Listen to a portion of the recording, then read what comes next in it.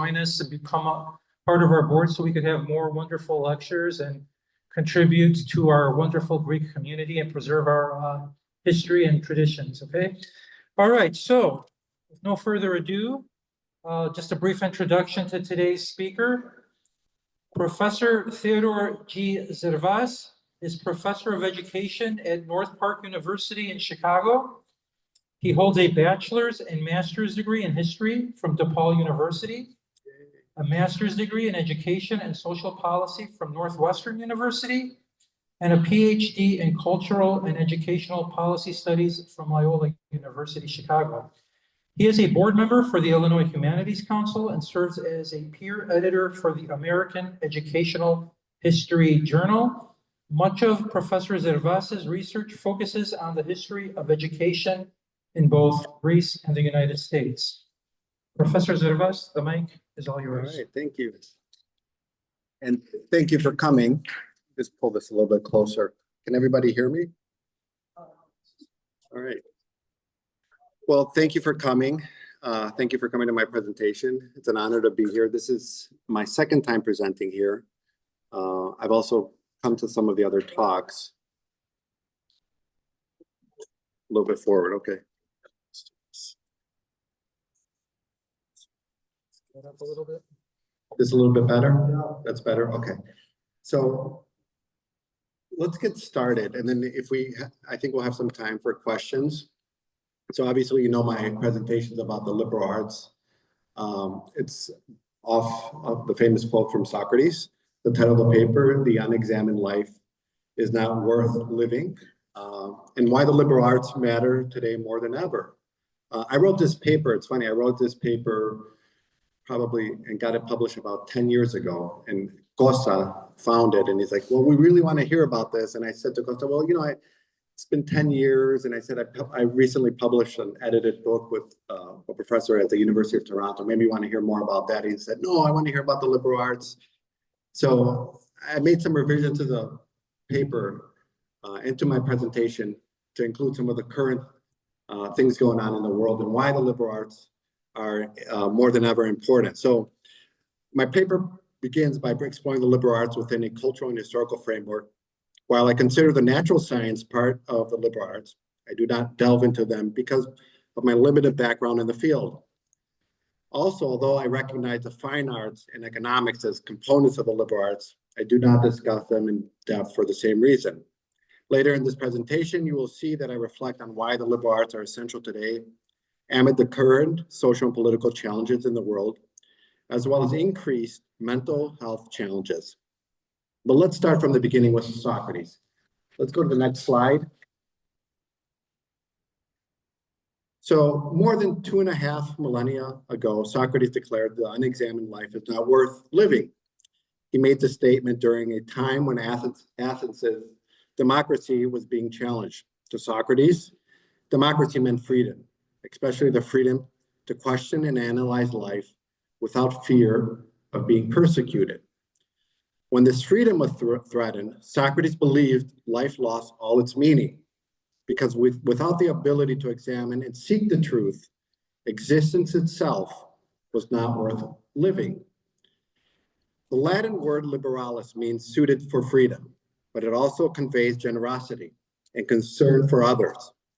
In education, liberal signifies an openness to boundless learning, not just for personal growth, but for the betterment of society. Socrates deeply invested in his community, feared that Athenian youth were being deprived of the truth, and that truth itself was being disregarded. Through his method of questioning, he encourages students to seek knowledge and wisdom, two virtues he deemed to be the highest good. However, his teachings led to his imprisonment, and charges were brought up against him for corrupting the youth and rejecting the gods of Athens. Ultimately, he was sentenced to death. Even when he was given the opportunity to escape, he chose to accept his fate, and in his final days, he reflected. Can we go to the next slide?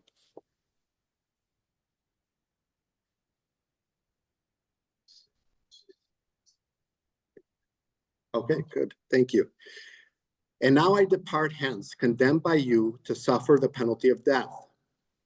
They too go their ways, condemned by the truth to suffer the penalty of villainy and wrong.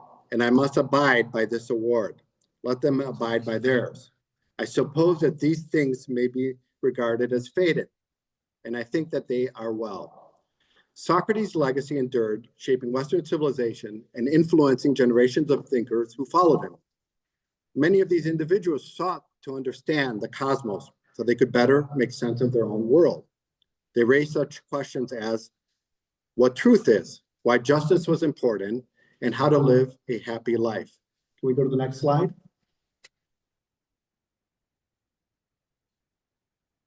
Take, for example, Themistokles Plethon, who lived almost a millennia after Socrates. If you don't know who Plethon is, his writings would influence Thomas More's Utopia, and his reintroduction of Strabo's Geographica inspired Christopher Columbus's voyage to the New World. Plethon taught, among others, Genasius II, the first patriarch of Constantinople after the fall of the city, and through his teachings on Plato and Socrates, Plethon is recognized today as someone who helped give rise to the Renaissance in Italy. Plethon was a remarkable figure during his own time, mostly because of his bold embrace of a Hellenic heritage, which set him apart from his contemporaries. He openly identified with the ancient Greek pagan traditions and sought to revive aspects of it, an unusual stance in a time dominated by Orthodox Christianity. But he was not the first to advocate for a synthesis of Greek philosophical thought into Orthodox Christian theology. Next slide, please.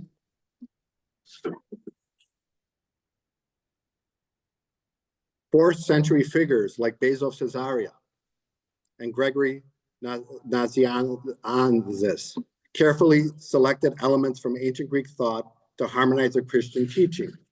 They, along with the other church fathers, saw Greek philosophy not as inherently contradictory to Christianity, but as a potential ally in explaining complex theological concepts, especially when filtered through a Christian ethos. A good example is Aristotle's view of the cosmos. Albeit incorrect, it was accepted into Orthodox Christianity.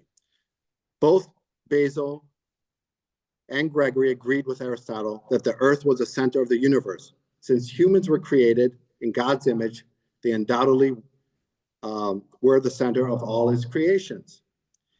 By the 11th century, Byzantine scholar Michael Psellos took this synthesis even further by explicitly championing Neoplatonism. He argued that ancient Greek philosophy was not only compatible with Byzantine Christianity, but essential for a deeper understanding of Orthodox theology.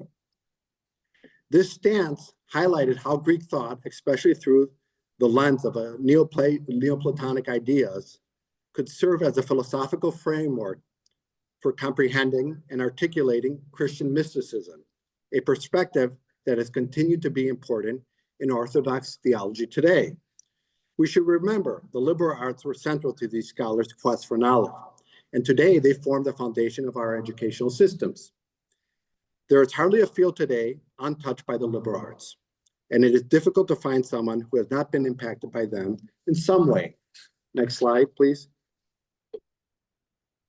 I am a product of a liberal arts education, and I believe it has prepared me not only to seek knowledge and truth, but also to understand how to live. It has taught me to be imaginative, creative, and to question life's big mysteries, and to care about the world and the people in it. As a college student, I studied the liberal arts, majoring in history, while also taking courses in philosophy, literature, geography, anthropology, art history, politics, and religion. However, my education in the liberal arts began long before that. It started in childhood, in the presence of my grandmother, who sang to me, told me stories, and read to me from Greek mythology, the Old Testament, and Aesop's fables. These experiences filled my young mind with wonder and curiosity in an environment of warmth and love. The characters in these stories became personal to me. They came to life, and it was through these early encounters that I developed a moral awareness, a curiosity about the world, and a sense of self. Can we go to the next slide? University of Chicago philosopher Martha Nussbaum says, as children explore stories, rhymes, and songs, especially in the company of adults they love, they are led to notice the suffering of other living creatures with a new keenness. At this point, stories can then begin to confront children more plainly with the uneven fortunes of life, convincing them emotionally of their urgency and importance. Reflecting on my own education, I often wonder whether it has provided me with a tool to lead a meaningful and virtual life. Like many in this room, I enjoy reading, traveling, and appreciating art. If I were to ask you, what would you do with $1 million? Would your answer involve buying an expensive sports car or a luxury mansion? Or would you purchase season tickets to the opera, visit the great museums in the world, or finally read all the books you've been meaning to? Personally, I would travel, visiting the world's great historical sites, like Machu Picchu and the Taj Mahal, places I have long wanted to see. Like a cultural anthropologist, I would immerse myself in the customs and traditions of the places I visited. And admittedly, I might indulge in the occasional expensive bottle of wine, if $25 to $50 counts as being expensive.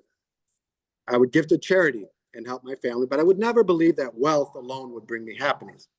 It's true that happiness is difficult to measure, and material wealth does not necessarily guarantee it. Next slide, please.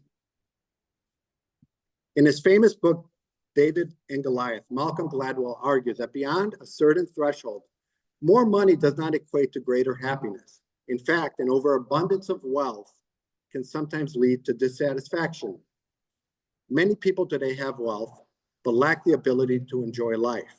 I know of one such person who worked tirelessly to accumulate wealth, but seems unable to find happiness. He rushes through museums, spends extravagantly on meals without truly savoring them, and rarely ventures beyond the confines of his luxury hotels when traveling. His life resembles a Greek tragedy, a man who dedicated his life to accumulating wealth, only to realize too late that he never learned how to enjoy it. One of the biggest concerns in higher education today is whether the liberal arts adequately prepare students for the real world and the job market. While securing employment is undoubtedly an important reason to pursue a college degree, it shouldn't be the only reason. Given the rising cost of tuition, students understandably want to get the best return on their investment, leading them to choose fields with the highest earning potential. Business, engineering, and computer science are among the most lucrative majors, while philosophy, music, and theater are often viewed as impractical due to lower job prospects and higher risks of long-term debt. It is a challenge to persuade students to study the liberal arts purely for their intrinsic rewards. A statement like major in the liberal arts and you'll become a more well-rounded, happier person may not be a compelling argument. Instead, students seek tangible assurances. Major in this, and you'll secure a job, pay off your debt, and live comfortably. Skepticism toward the liberal arts is understandable. Next slide, please. Nearly 4 decades ago, the American philosopher Allen Bloom argued that the liberal arts were gradually being replaced by what he termed vocational fields. He believed these fields were inferior because they did not teach students how to think critically. To Bloom and many of his contemporaries, a liberal arts education was the best way to prepare students for life beyond college. It cultivated analytical thinking, creativity, problem-solving skills, and showed students how to apply knowledge in the real-world context. These qualities, Bloom believed, were what kept the United States ahead of its competitors. By the 1980s, concerns arose that the Soviet Union might surpass the United States. Next slide, please. The 1983 report, A Nation at Risk, warned, our nation is at risk. Our once unchallenged preeminence in commerce, industry, science, and technological innovation is being overtaken by competitors throughout the world. Since the onset of the Cold War in the 1940s, the Soviet Union had been locked in competition with the US in multiple fronts. The Soviets launched the first satellite in space, Sputnik, and sent the first human into space. They developed the hydrogen bomb and had in their possession intricate military technology that rivaled those of the United States. Some Soviets viewed Americans as overly indulgent and free thinking. Next slide. A well-known anecdote recounts how Soviet engineers laughed when they learned NASA had spent thousands of dollars designing a pen that could function in zero gravity, while Soviet cosmonauts simply used pencils. Such stories fueled American anxieties about being overtaken by communism. However, despite these technological and military advancements, the Soviet Union ultimately failed to surpass the United States. Historians attribute its collapse to in the early 1990s to an oppressive political system, economic stagnation, and technological shortcomings. However, another key factor was its rigid educational system, which prioritized ideological conformity over practical problem solving. In contrast, American education and generally Western education encouraged critical thinking and innovation. In the US, students are typically guided toward discovering their strengths, and effective teachers help them develop their natural talents. The American system also values new ideas and emphasizes merit. What you can do often matters more than who you know. A friend of mine who was educated in China before attending college in the United States once explained to me the stark difference between the two systems. He found that students in China were primarily taught through memorization and replication, with little emphasis on original thinking. Since the Chinese writing system consists of more than 49,000 characters, students spend years memorizing them, reinforcing a learning process that prioritizes rote memorization over creativity. Next slide. Oh, I think you're already there. Sorry, you're already there. That's fine. He observed, if you give a Chinese student something to copy, they'll do it perfectly. But if you ask them to come up with something new, they don't know where to start. This, he argued, is where American students have traditionally had an advantage, generating ideas and applying them in innovative ways. Despite this, international assessments like PISA often show American students lagging behind their peers in math, reading, and science. However, the US has continued to lead in innovation and economic strength. This is often attributed to its relationship between government and the private sector. Next slide. Last year, the US government spent nearly $200 billion on research development. Much of that money went to research being done in American universities. Programs and institutions such as those at the University of Chicago and Northwestern University connect business students with science and engineering departments to explore ways to commercialize new discoveries. Nevertheless, concerns about educational shortcomings persist, prompting frequent calls for reform, increased funding, and greater accountability, often with little long-term impact. Next slide. In higher education, the United States remains a top destination for international students. Last year, a record-breaking 1.1 million foreign students enrolled in American universities, with 289,000 coming from China alone. These students contribute an estimated $30 billion to the US economy. A degree from an American institution is highly valued in many parts of the world. However, most of these international students pursue degrees in engineering, computer science, and business rather than the liberal arts. In many countries, the liberal arts education is considered impractical for economic and national development. Some governments even fund students' education abroad, provided they do not study the liberal arts. Beyond concerns about practicality, liberal arts disciplines are sometimes viewed as a challenge to the status quo, introducing ideas that could promote democracy, human rights, and social change. Let me shift gears a bit and talk about what I teach. In my Introduction to Education course, required for all undergraduate and graduate education majors in my program, students engage with foundational texts like Plato's Republic, Jean-Jacques Rousseau's Emile, John Dewey's Democracy in Education, and Webb Du Bois's The Education of Black People. Plato's Republic challenges students to explore fundamental questions about learning. Plato argues that education involves turning the soul.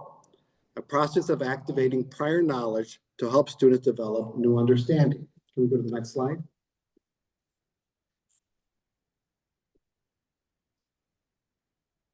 This concept is illustrated in the Meno, where Socrates demonstrates that an uneducated slave boy can solve a geometric problem by drawing on his innate reasoning ability. Through careful questioning, Socrates leads the boy to discover the solution himself, making the learning experience more meaningful and memorable for the child. Initially, my students struggled to see the connection between the Republic and education. Many have encountered excerpts in a political science or philosophy course, and they are often perplexed by Socrates' relentless questioning, his contradiction, and his seeming lack of concrete answers.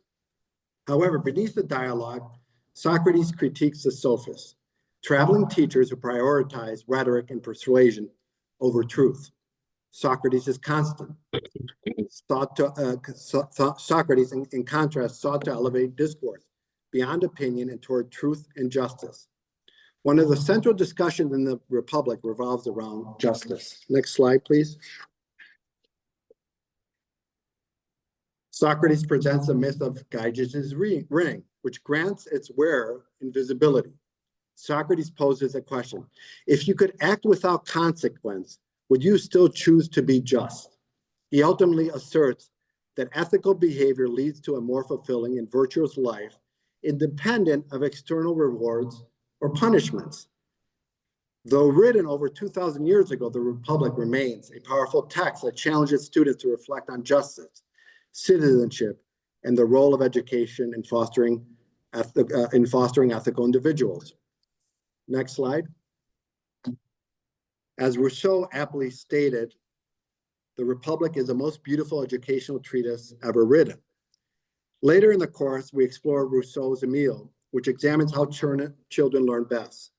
Rousseau argues that children must actively engage with their environment, seeing, hearing, touching, and tasting, because sensory experiences form the foundation of knowledge.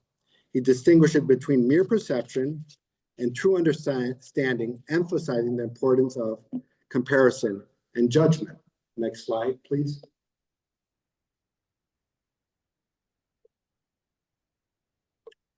I have witnessed this firsthand with my son, Hellenic.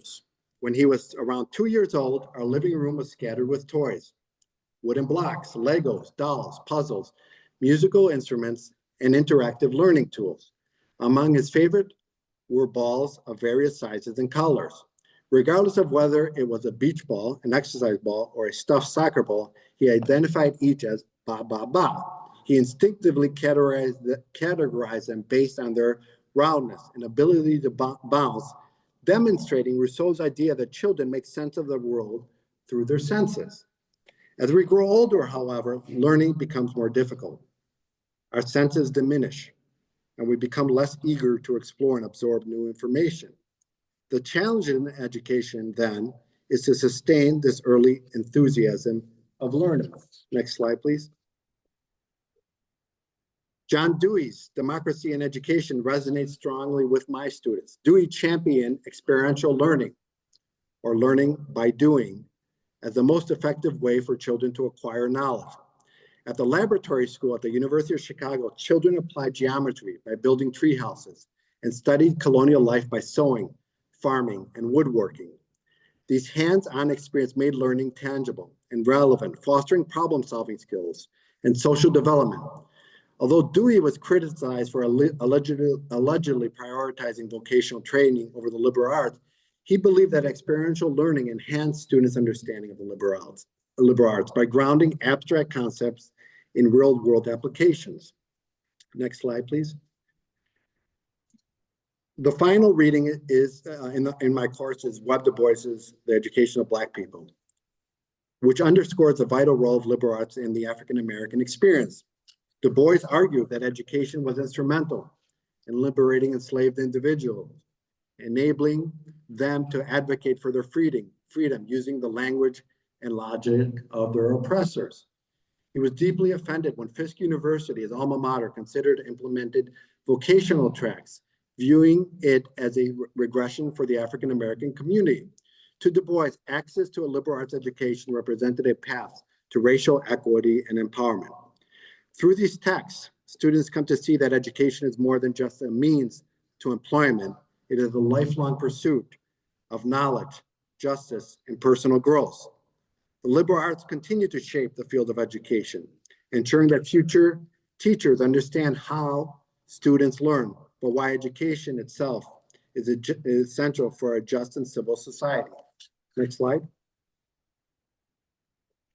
So a few months ago, I was curious to see which books were topping Amazon's bestseller list. Under the general category of books, the list was dominated by self-help titles, popular novels, and recent biographies. In the history section, most bestsellers were biographies of contemporary historical figures such as Lyndon B. Johnson, John F. Kennedy, Theodore Roosevelt, Rosa Parks, Jesus, George Washington, Abraham Lincoln, Winston Churchill, and Martin Luther King Jr. In the literature and poetry section, the ranking included Edgar Allan Poe's Complete Tales and Works, Shakespeare's Complete Works, and Homer's Odyssey. Walt Whitman's Leaves of Grass was number 5, Beowulf ranked 8th, Ovid's Metamorphoses 9th, the Epic of Gilgamesh 12th, the Iliad 16th, and the Northern Shakespeare Reader 17th. Given that I checked the list at the start of the semester, it's likely that college students were scrambling to buy books for their courses. Nevertheless, it was reassuring to see that the classics still held a strong presence. Looking at the best-selling books of all time, religious and political works dominate the list. The Bible, Quran, and quotations from Chairman Mao are amongst the most widely printed books in history, though exact sales numbers remain uncertain. The best-selling novel ever recorded is Charles Dickens' A Tale of Two Cities, with an estimated 200 million copies sold, following closely with The Lord of the Rings, 150 million copies, The Petit Prince, 140 million. Other widely sold books include The Hobbit and the Harry Potter series, which, by the way, is also translated in ancient Greek. The Da Vinci Code, The Catcher in Rye, and The Alchemist. Next slide, please. Many of the top-selling books are children's literature, such as The Very Hungry Caterpillar, Goodnight Moon, Charlotte's Web, and The Pokey Little Puppy. Reading has been an integral part of human culture for centuries. The mass production of books in the 15th century led to greater variety of reading material, and by the late 19th century, compulsory education in many countries significantly increased literacy rates. Today, global literacy is at its highest point, and more people can read in multiple languages than ever before. Despite this, reading is not easy. Distractions abound. Daydreaming, dozing off, or simply thinking about other tasks can make it difficult to stay focused.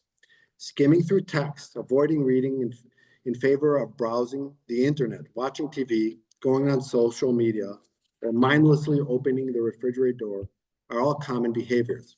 Without discipline and concentration, reading can feel like a struggle, much like getting out of bed on a cold winter morning.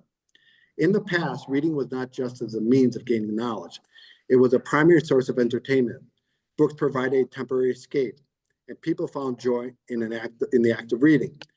Today, reading for pleasure seems to be less common. Newspaper articles have grown shorter. Advertisements often rely solely on images, and abridged versions of classic works are increasingly prevalent. Are publishers simply responding to society's shrinking attention span? Is social media the new source of information and entertainment? And what are the dangers, if any, to social media? In today's digital age, access to information is faster than ever. And many people trust what they see on social media because it comes from familiar sources like family and friends. However, this hasn't always been the case. For much of human history, information was far less accessible. Many people were illiterate, and books were stored in libraries that were not widely available to the public. Now we face the opposite challenge, an overwhelming abundance of information, making it difficult to distinguish between reliable and misleading sources. So why is reading books still important? When I read as a child, I created elaborate worlds in my imagination. While the author provided guidance, it was up to me to fill the details. Tall, slender, full of joy, or short, swarthy, walking with a limp. What would these characters look like? It was a challenge, but also a source of enjoyment. That is perhaps why movie adaptations of beloved books often disappoint us. They rarely match the vivid worlds that we construct in our minds. Today, however, much of our imagination is prepackaged for us through video games, television, social media, and the internet. While I enjoy watching entertaining television shows, I rarely feel enriched afterwards. Our imagination is what keeps us human, and without it, our thoughts, dreams, and aspirations risk of becoming confined. Next slide, please. For me, reading is an exercise in training the mind and developing imagination. The more we read, especially high-quality books, the more we sharpen our intellect. Reading also plays a crucial role in memory retention. Research shows the more active one reads, the less likely they will acquire dementia and Alzheimer's disease later in life. Before the internet and instant smartphone phone searches, recalling forgotten information required effort. Digging deep into one's memory to retrieve an elusive detail. When the answers finally surfaced, it felt like uncovering a hidden treasure. The liberal arts are deeply connected to reading, and many of the books studied in liberal arts courses encourage imagination and critical thinking. Next slide, please. As David Denby puts it, a liberal arts temperament, whether religious or not, assumes that the young can hear about evil and still be brought to embrace good. In fact, they must hear about evil or else they cannot love the good or love it truly. But what makes a book good or bad? And which books are best to teach students to love and good? For a long time, at least until the 1960s, the traditional liberal arts canon was dominated by works written by what some critics labeled as dead white men. Detractors argued that the canon was exclusionary, reinforcing a Eurocentric, male-dominated perspective while ignoring the voices and experience of diverse communities. The push for change led to a reevaluation of curricula, with calls for greater inclusivity of marginalized voices, including those of women, African Americans, Latinos, Asians, and other historically underrepresented groups. Supporters of the traditional canon maintained that the selected works represented literary and intellectual excellence, and that expanding the canon too broadly would dilute its rigor, leaving students with more questions than answers. However, the move toward inclusivity gained traction, and today most universities have adopted a balanced approach, retaining core texts while incorporating non-Western and diverse perspectives. Many institutions now require students to take courses that explore non-Western traditions alongside the classics, reflecting the cultural pluralism that has long existed in American society. For those who defended the traditional canon, the fundamental question was, what are the long-term consequences of these changes? And what ultimately is lost or gained when we alter the foundation of a liberal arts education? Next slide.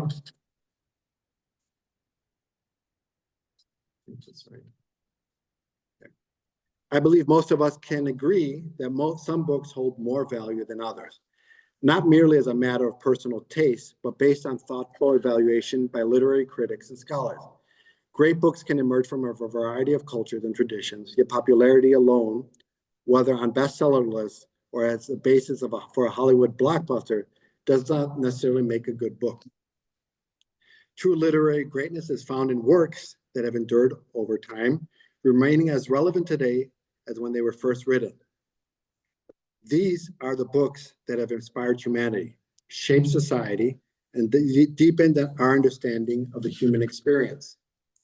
It is also essential to remind students to approach reading with a critical mindset.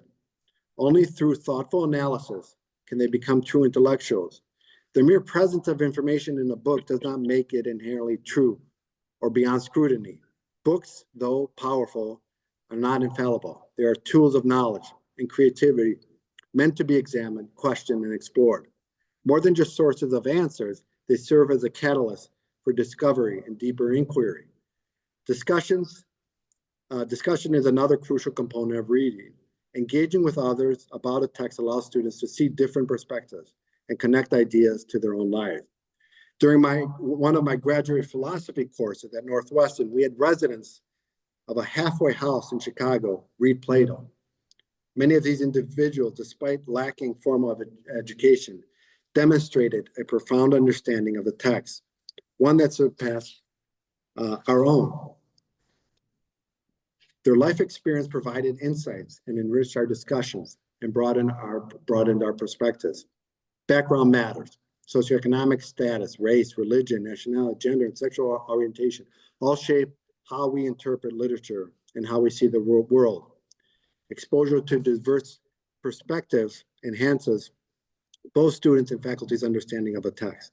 Ultimately, the liberal arts that nurture and sustain our imagination.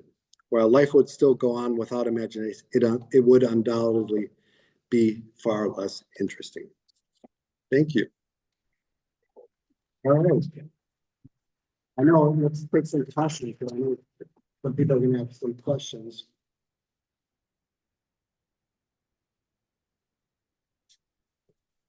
Hello, this is working. Okay, anybody have any questions for the professor after that wonderful lecture? Andy. At the beginning of this school year, college, there was an article in the Atlantic that said that some wild number, 60% of incoming freshmen in college had not read during their 4 years of high school cover to cover.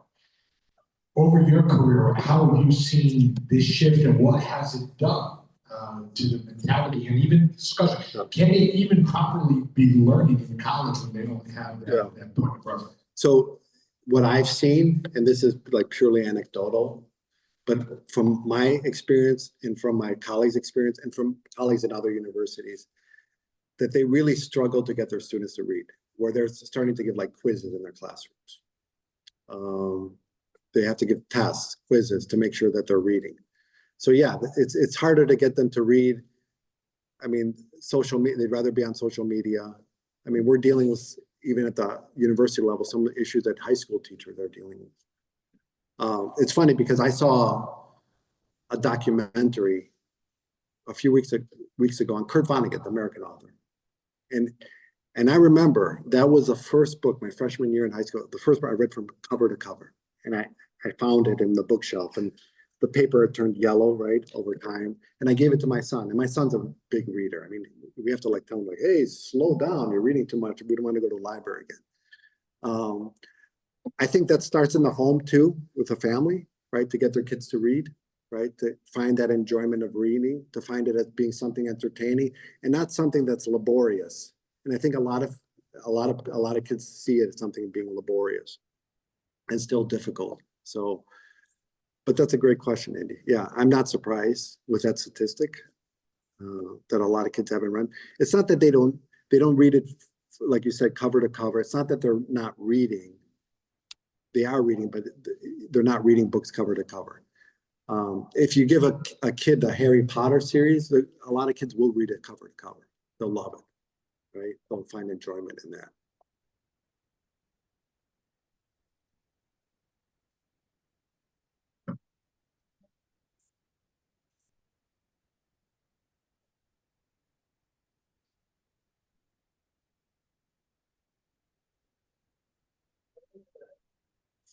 We do have books and literacy classes, science and math classes and so forth. And they have regular hands-on books. Back or hardcover, and they have various novels. Yeah, it's funny how. Yeah, it's funny how we thought that when these Kindles came out that people would be reading off their, their laptops or their. Yeah, but people still prefer, the majority of people still prefer books, like hard copy books. Yeah, yeah. Experience. Taught.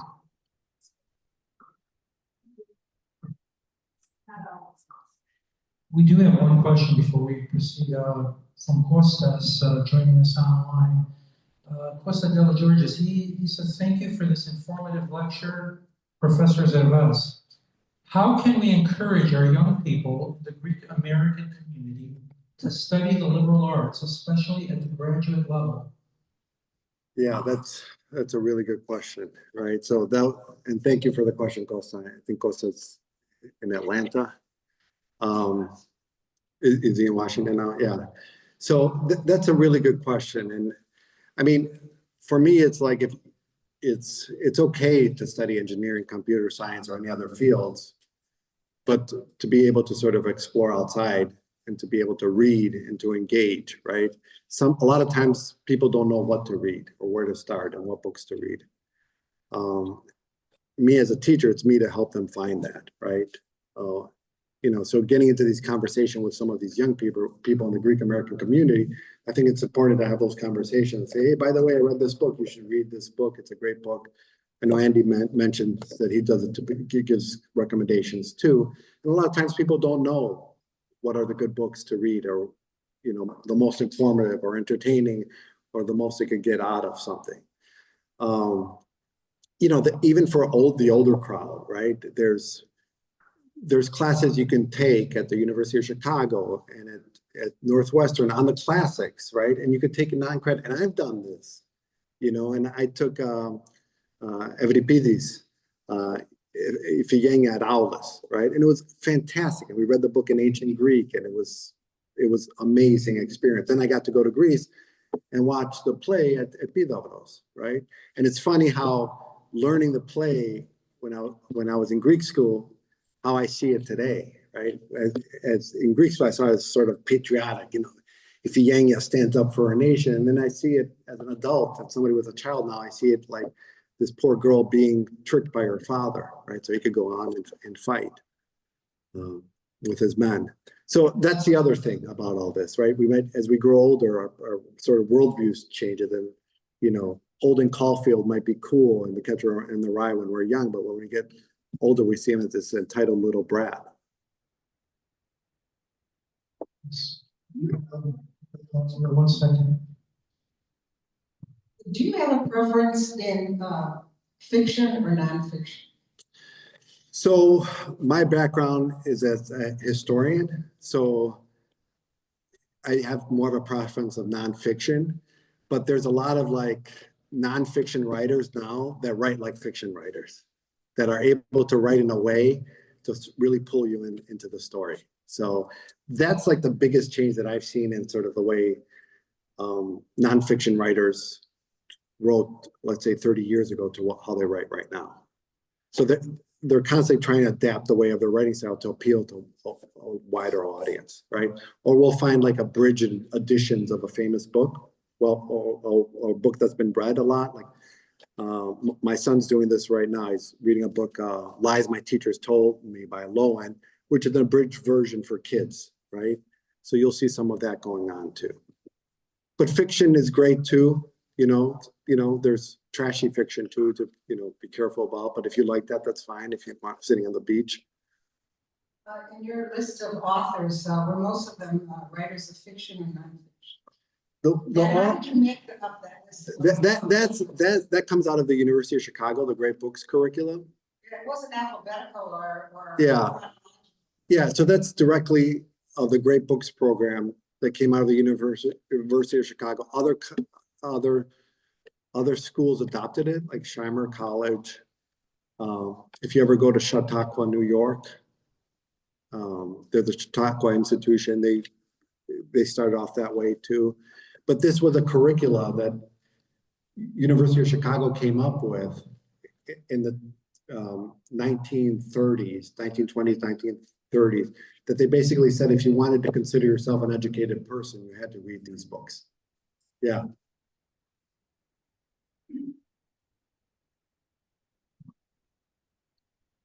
Starting with the liberal education, one of the three essential pillars of democracy, where to work correctly, is that people need to be educated to be able to make decisions on their own behalf.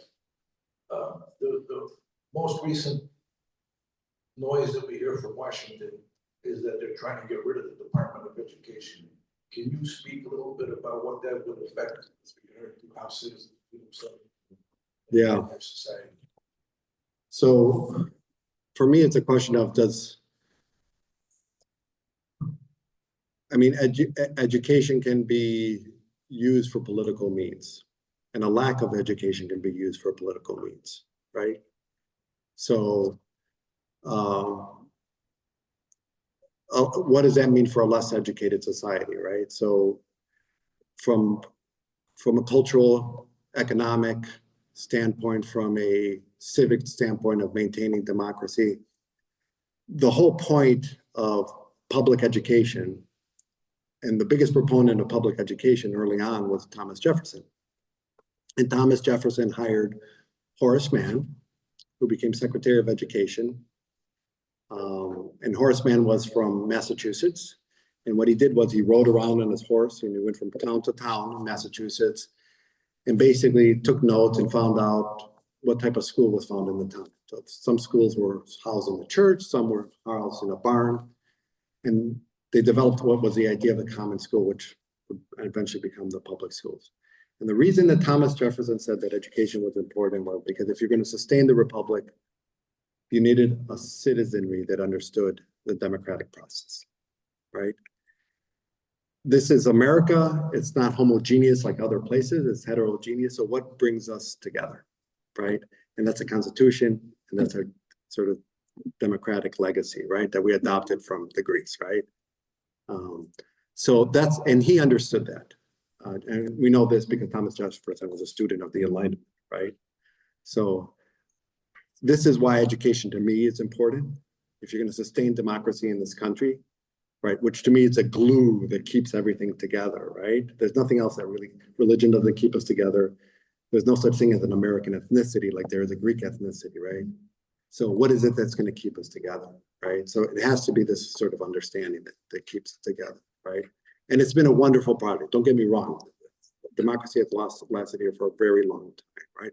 But it's been always seen, even by the forefather, that it was a project, right? This was an ongoing project. So, you know, it is kind of scary, right? To see that education, if it's pulled back, what will that mean for the future of democracy in this country? Will it be able to sustain itself, right?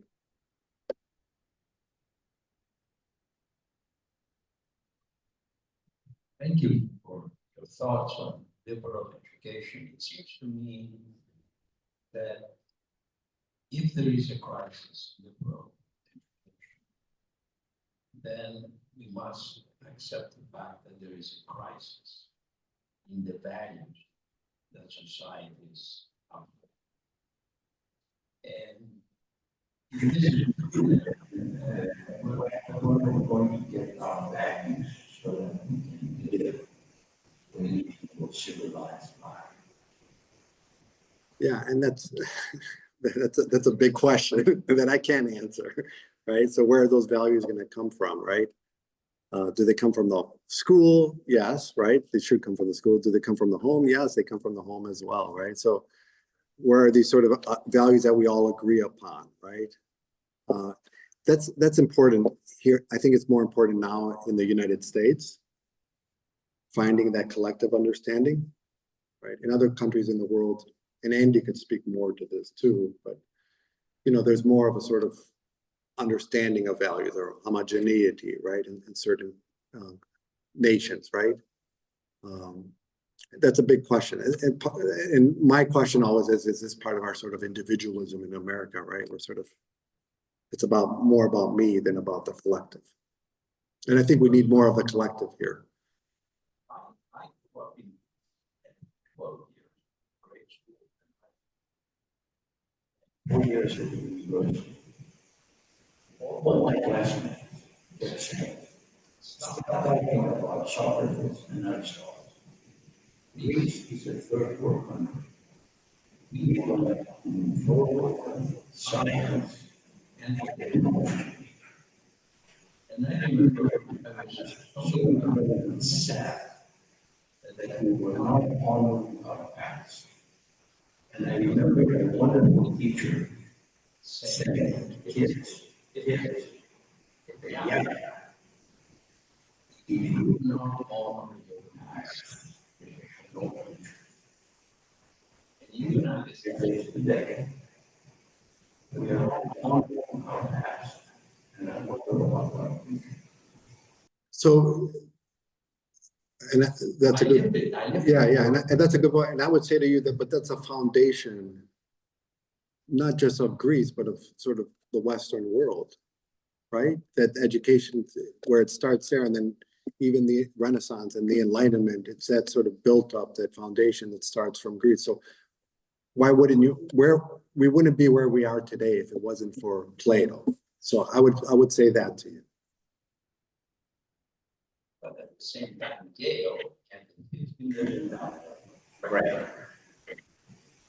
With the further education. And then 20 years, they discontinued. Right. They gave the money back. So it's a kind of balance. Yeah. Because we in Greece, instead of being right, and obviously the situation today is even much worse than it was, and I like to see. They don't teach anything. And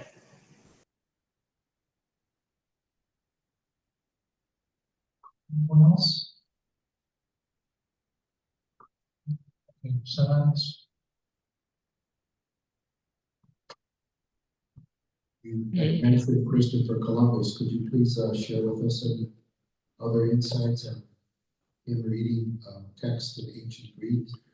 Well, I don't know if he read what text he read in ancient Greek. Plethon was how he came up, right? So Plethon was one of these Greek scholars during the Byzantine period, late Byzantine period, right before the fall of Constantinople, that he sort of wanted to revive the ancient Greeks. And he taught Plato, right, also to his students. And many of his students came from Italy. And he was in Mistra, if you know Mistra, down in Sparti today, right? And that's where he taught.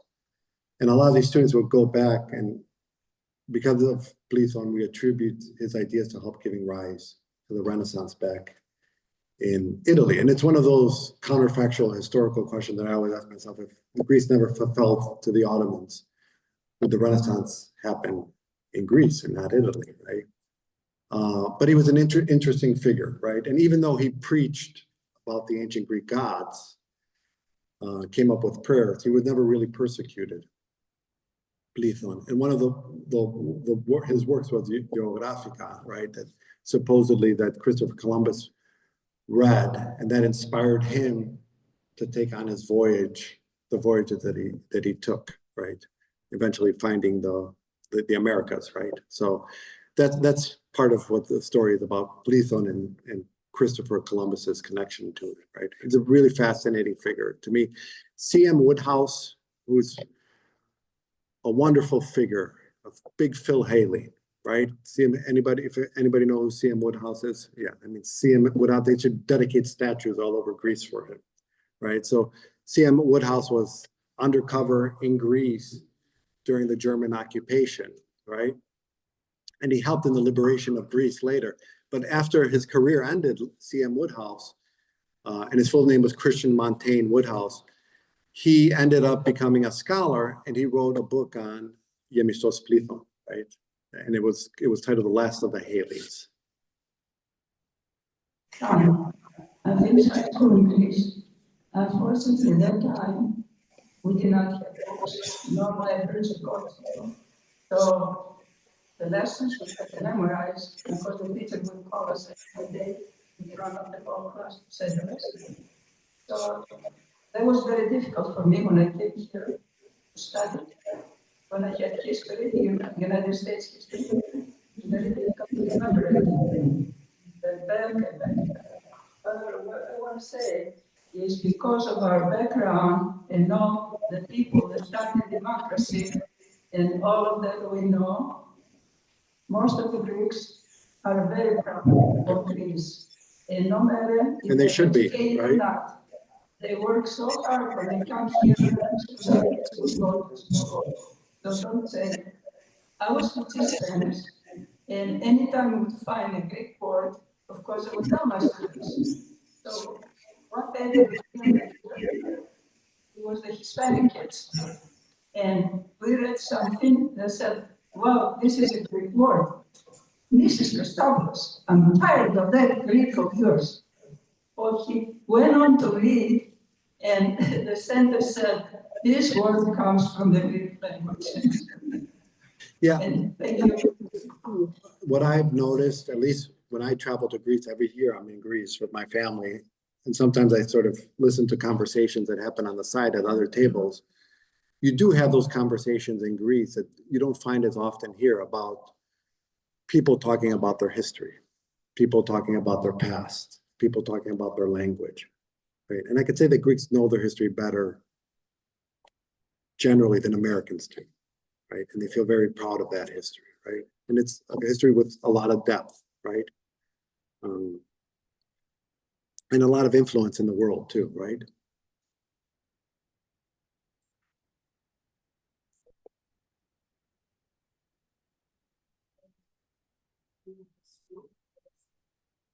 College kids, the other way, so maybe it's not President's Day, maybe it has to be the first president.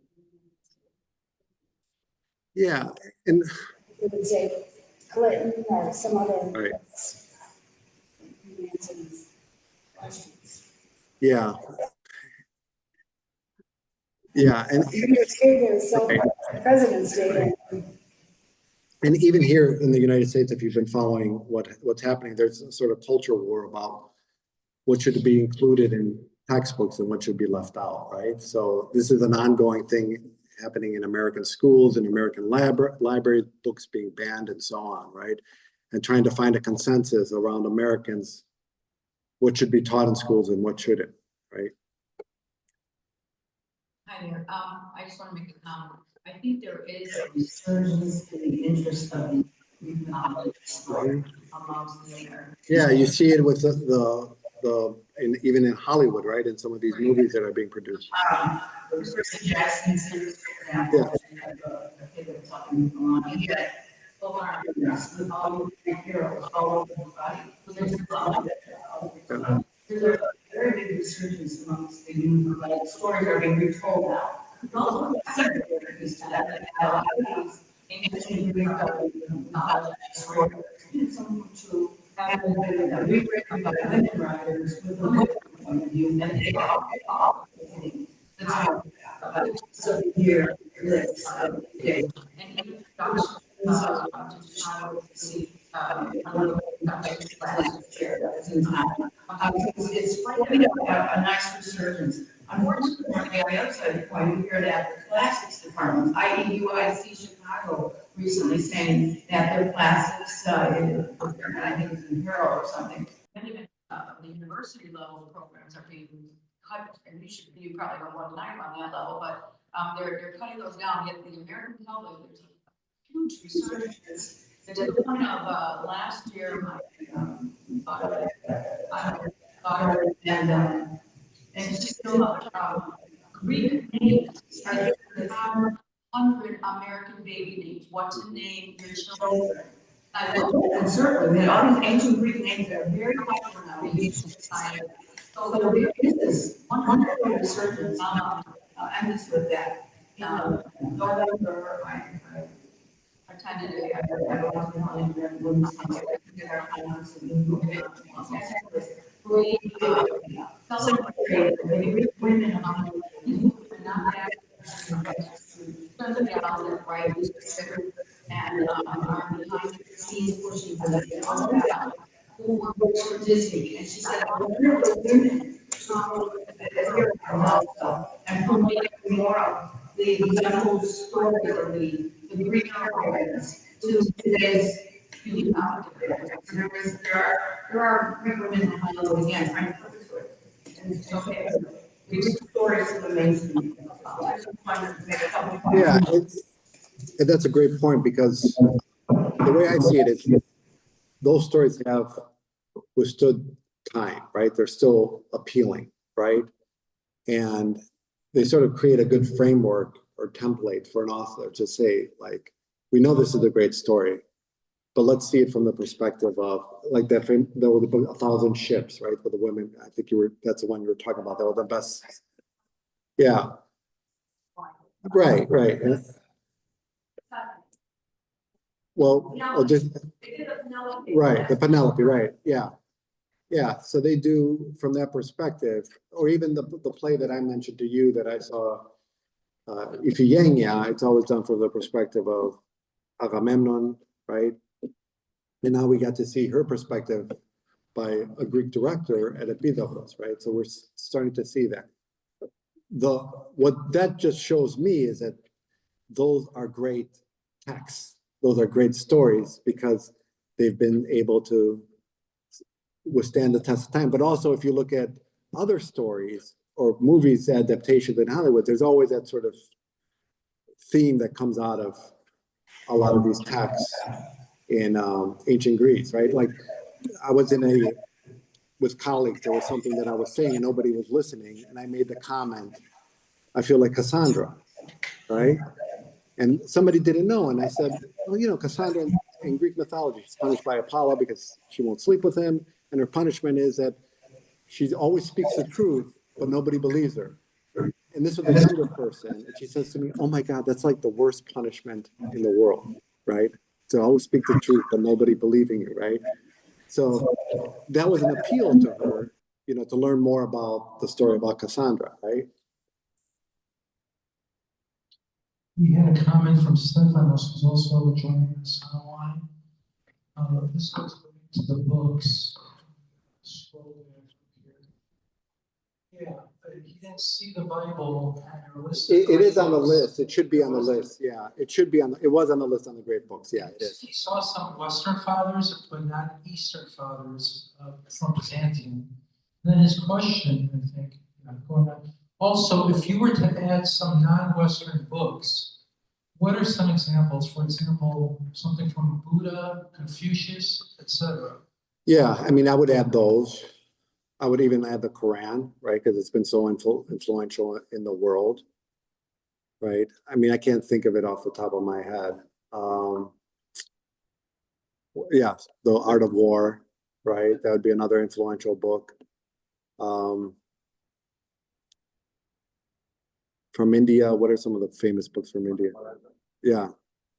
So I would add those books too, right? Obviously, we don't want to just be Eurocentric or Western-centric, right? There's plenty of good books out there. For me, it's not so much about the book itself.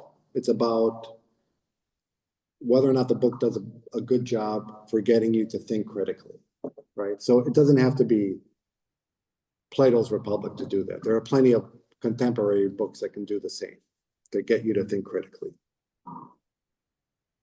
Okay, any I think other? Elaine too.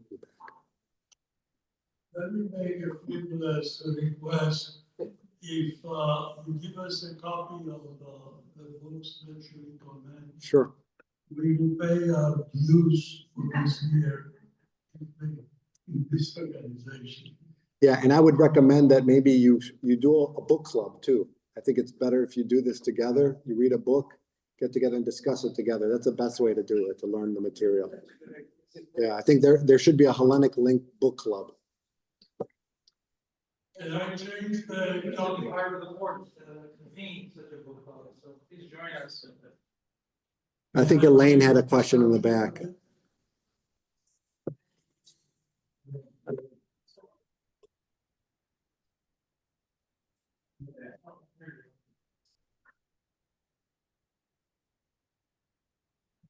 was a wonderful lecture. Thank you, Elaine. Enjoyed it. I'm wondering also about art, music, in terms of the education, especially of our children, and not even our children, older people.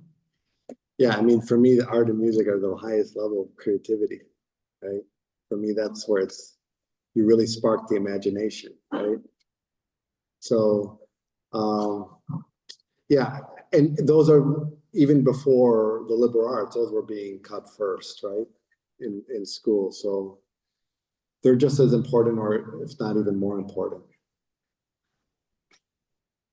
Music was brought up, and many of you have sent your children to study a musical instrument. Well, it's unfortunate that when we go to a Greek dance, a Greek celebration, we don't see musicians. And what will our children think? I'm studying this instrument so that when I grow up, they'll have a DJ. So I encourage you all to have live music and support the Greek musicians of Chicago. We all agree.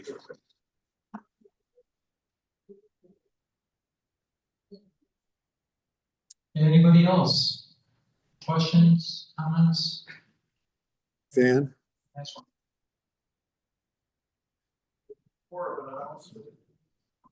Apropos, on Saturday's comment about music, my daughter has a chamber orchestra, and they're going to be playing in Highland Park 2 Sundays from today, I think, March 9th. At the Trinity Church. She has a website, it's called Artemis Chamber Orchestra. If you're interested, the concerts are free of charge, so. She is the conductor, but she is going to also play the clarinet this time.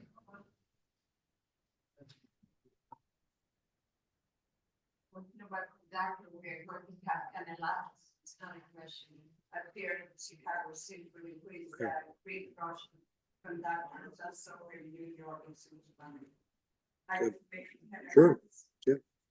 So does. Yeah. Increase every time I see, Well, see a lot of greats.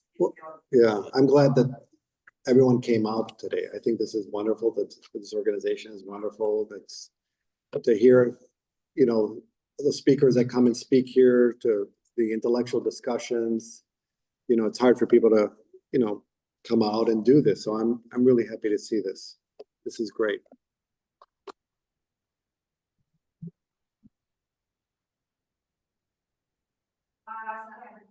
University offers a music competition every year, and they're taking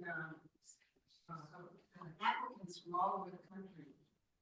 You can look it up under Three Queens University Club if you know any young people from in their 20s. What? I agree with that. Okay, great. Grandmother. All right, how about a nice round of applause for our Thank you. Just one brief announcement before we go. On Sunday, March 16th, the Hellenic Link Midwest presents Yanis Charalavidis in an online lecture on the government of Greece by the Bavarians and the foundations of the modern Greek state and society. The event will take place at 2 p.m. on Sunday, March 16th, and the Zoom link will be shared. Thank you for all for coming out. Again, there's more coffee and water and cookies in the back. Thank you, everybody. Thank you. Thanks again for coming out.